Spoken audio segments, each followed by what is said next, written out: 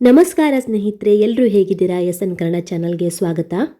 ಕರಾವಳಿ ಜಿಲ್ಲೆಗಳಾದ ದಕ್ಷಿಣ ಕನ್ನಡ, ಉಡುಪಿ, ಉತ್ತರ ಕನ್ನಡಗಳಲ್ಲಿ 4-5 ಜನ ಕಲಾವಿದರ ಗುಂಪು ಮನೆ ಮನೆಗೆ ತೆರಳಿ ಅಲ್ಪ ಕಾಲಾವಧಿಯಲ್ಲಿ ನೀಡುವಂತ ಪ್ರದರ್ಶನವನ್ನ ಚಿಕ್ಕಮೇಳ ಅಂತ ಕರೀತಾರೆ. ಇದು ಯಕ್ಷಗಾನ ಕಲೆಯ ಒಂದು ಪ್ರಕಾರ. ಇದನ್ನ ಗೆಜ್ಜೆನಾದ ಸೇವೆ ಅಂತ ಕೂಡ ಕರೀತಾರೆ. ಹೀಗೆ ಮನೆ ಮನೆಗೆ ಬಂದು ಚಿಕ್ಕಮೇಳ ಯಕ್ಷಗಾನ ಮಾಡುವ ತಂಡ 1-2 ದಿನ ಮುಂಚಿತವಾಗಿ ಆಯಾ ಊರಿಗೆ ಬಂದು ಮನೆಯವರಿಗೆ ಮಾಹಿತಿಯನ್ನ ನೀಡ್ತಾರೆ. ಮನೆಗೆ ಯಕ್ಷಗಾನ ಪ್ರದರ್ಶನಕ್ಕೆ ಬರುವಂತ ಸಂದರ್ಭದಲ್ಲಿ ಆಯಾ ಮನೆಯವರು 1 ಕಿಲೋ ಅಕ್ಕಿ, ಹೂವು, ವೀಳ್ಯದೆಲೆ, ಅಡಿಕೆ ಜೊತೆಗೆ ದಕ್ಷಿಣೆಯನ್ನ ನೀಡಬೇಕಾಗತ್ತೆ.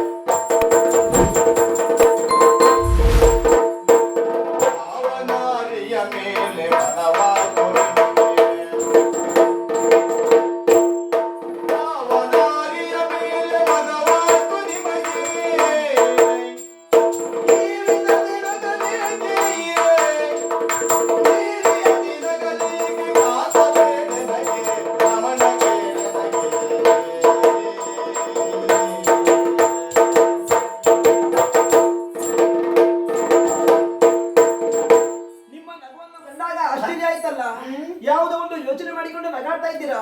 ನಗುವಿನ ಬಗೆಯನ್ನು ಅರ್ಥ ಮಾಡಿಕೊಂಡಿಲ್ಲ ಅಂತಲ್ಲ, ನೀವು ತಿರುಗಾಟದಲ್ಲೇ ಇದ್ದವರು. ಅಲ್ಲಿ ಯಾವುದೋ ಒಂದು ಹೆಣ್ಣನ್ನ ಕಂಡು ಅವಳ ಬಗ್ಗೆ ಯೋಚನೆ ಮಾಡಿಕೊಂಡು ಈಗ ನಗಾಡ್ತಾ ಇದ್ದೀರಾ. ಅವಳು ಯಾರಂತ ಹೇಳಿಕೊಡಬಹುದಲ್ಲ?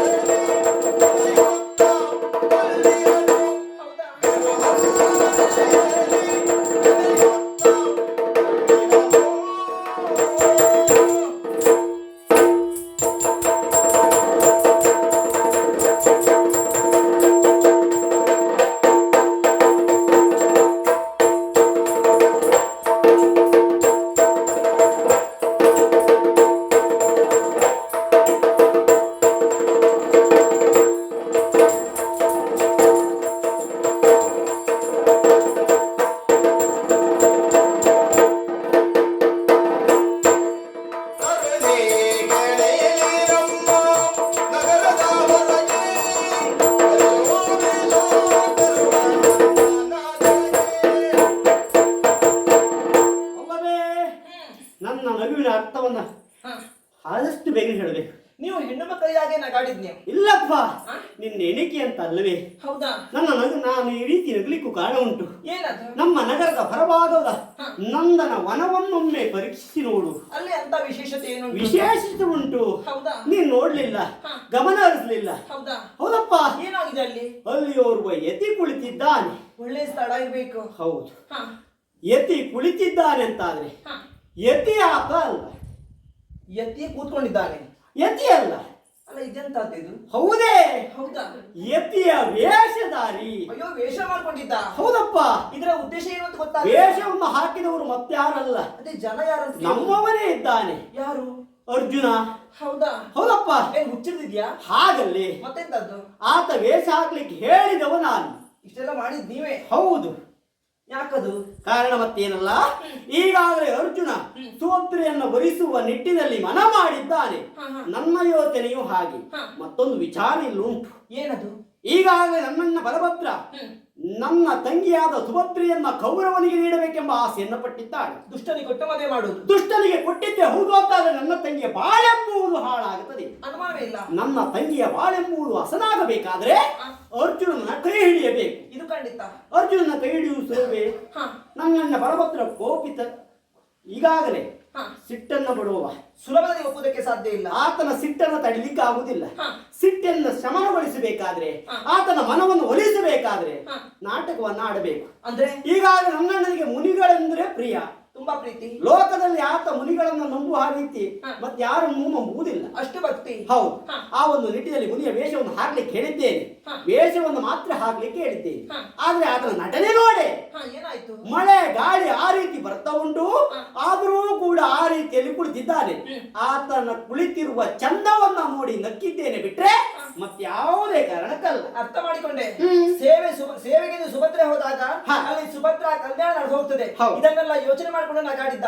ಮದುವೆ ನಿರೀಕ್ಷೆಯಲ್ಲೇ ಇರೋ ಹಾಗೆಯೇ